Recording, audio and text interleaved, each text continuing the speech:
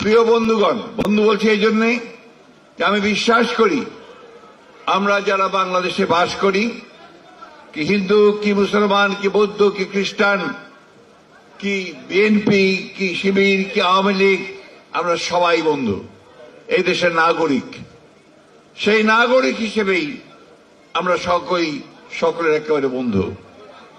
কিন্তু দুঃখজনক হলেও সত্য যে বিগত 15 বছর যারা আমাদেরকে ভুল বুঝিয়ে আমাদের ভোট নিয়ে আমাদেরকে শাসন করেছেন, তারা এই 15 বছর আমাদেরকে বন্ধু হিসেবে মনে করেননি, মনে করেছেন প্রজা হিসেবে। আমাদের উপর অত্যাচার করেছেন, নির্যাতন করেছেন, নিপীড়ন করেছেন এবং আমাদের সমস্ত দেশের সম্পদকে লুণ্ঠন করে বিদেশে পাঠিয়ে দিয়েছেন।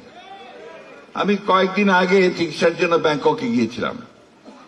ব্যাংকক গিয়ে আমি আমার বন্ধুদের কাছে শুনলাম যে ওখানে এখন ব্যাংককের সবচেয়ে যেগুলো আপনার অভিজাত এলাকা, সেই অভিজাত এলাকাগুলোতে বাড়ি ভাড়ার ধুম পড়ে গেছে।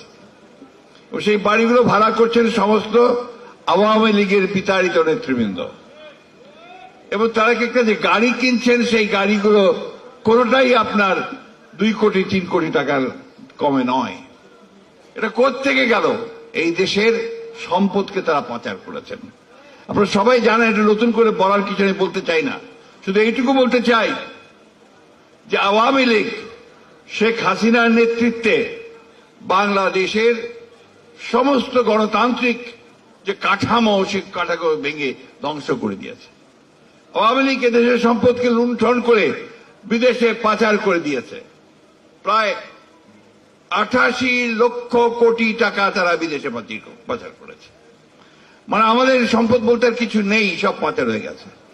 আমাকে একজন অর্থনীতিবিদ জিজ্ঞেস করছিলেন যে দেখে শুনে তো মনে হচ্ছে যে এর পরে তোমরাই রাষ্ট্র পরিচালনার দায়িত্বে আসবে, জনগণ তোমাদের উপরে আস্থা রাখবে, তো তোমরা দেশ চালাবে কোত্থেকে?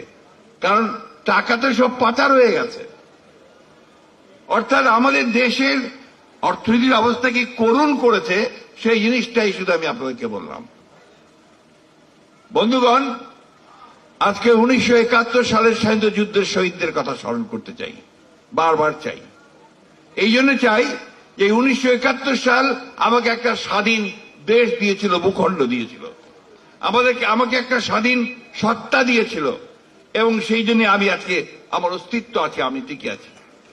আমি স্মরণ করতে চাই 24শে জুলাই আগস্টের শহীদদেরকে, কারণ তারা আমাদেরকে একটা নতুন একটা গণতন্ত্রের স্বপ্ন দেখতে শিখিয়েছে, তাই না?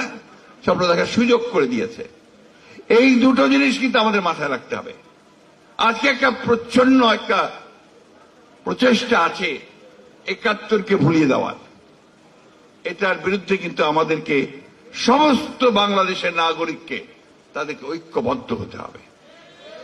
24 জুলাইয়ের আগস্ট যেভাবে আপনার সত্য, ঠিক একইভাবে সত্য কিন্তু 71-এর 9 মাসের মুক্তিযুদ্ধ। সেই মুক্তিযুদ্ধের ঘোষণা দিয়েছেন কে? শহীদ প্রেসিডেন্ট জিয়াউর রহমান, আমাদের দলের প্রতিষ্ঠাতা। আজকে একটা নতুন করে কথা উঠছে, ষড়যন্ত্র চলছে যে আপনার বাংলাদেশে আপনার এখানে এক ধরনের উগ্রবাদ মাথা চালা দিয়ে উঠছে। এই উগ্রবাদকে মাথা চালা দিয়ে উঠতে দেওয়া যাবে না বন্ধুগণ।